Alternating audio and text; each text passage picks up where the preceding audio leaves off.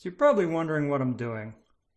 The new plan is to spend the summers in Pennsylvania earning money, safe from the hurricanes, and spend the winters cruising on the boat. So I bought a house on a ski resort. And you may think that's really expensive, but the skiing isn't very good in Pennsylvania, so nobody's traveling to PA to ski. There are, however, a lot of locals who will drive a few hours to go skiing on the weekend. So the plan is to Airbnb the house out while I'm on the boat in the winter to offset the cost of owning it. So I have 4 things I need to get done before next November. Get the required maintenance and repairs done on the boat. Baby-proof the house. Get the house ready to Airbnb. Earn some money to fill up my savings, which is really straining this year. And recover some of my sanity. For my own sanity, but also to make this place work as an Airbnb, I need to fix some issues with the heat.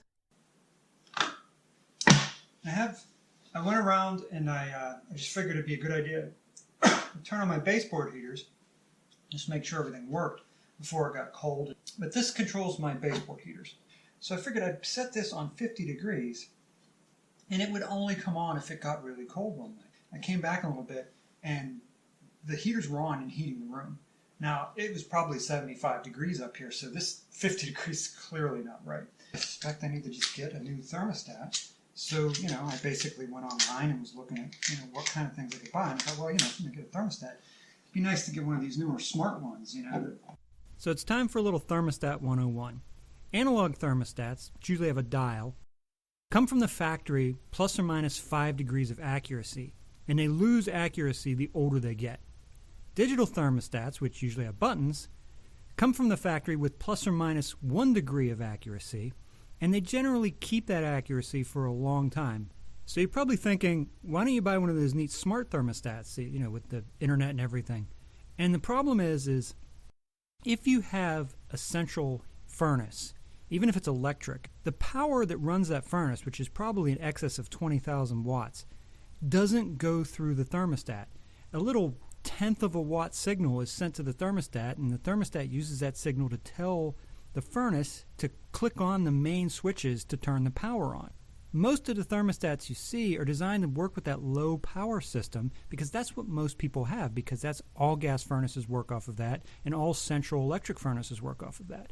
Since I have baseboard heating, though, the way baseboard heating works is all of the wattage goes through the thermostat.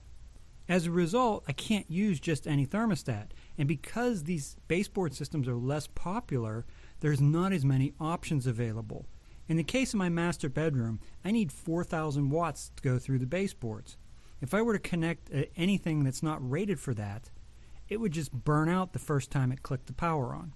And this kind of highlights the bigger problem, even more so than the fact that I can't use the more common low wattage thermostats. Even the thermostats designed for baseboards are rated for different wattages. And the smart thermostats I could find are only rated for about 2,000 watts, which means I can't use them in this bedroom. Since it's a 4,000 watt system, I need something rated for at least that. So in my small bedroom, which is where I actually sleep, I bought this nice programmable thermostat.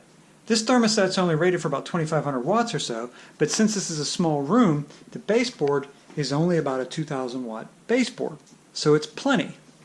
I took the thermostat that was here and I moved it in here to the master bedroom because it is a thermostat that's capable of powering 5,000 watts and I have 4,000 watts of heat in here.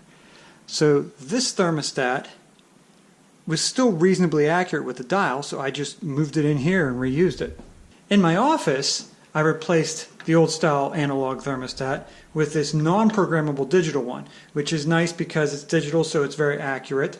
And it also can't handle very high wattage, but that's okay because this is another relatively small room that has a relatively low wattage baseboard. I took the thermostat that had been in my office and I used it here in my living room. Now the problem with this is there's 7,500 watts of baseboard heating in this room because it's a big enough room that it needs that much to keep it warm. This can only handle 5,000 watts. So to keep it from burning out, I only hooked it up to half the baseboards. This is temporary.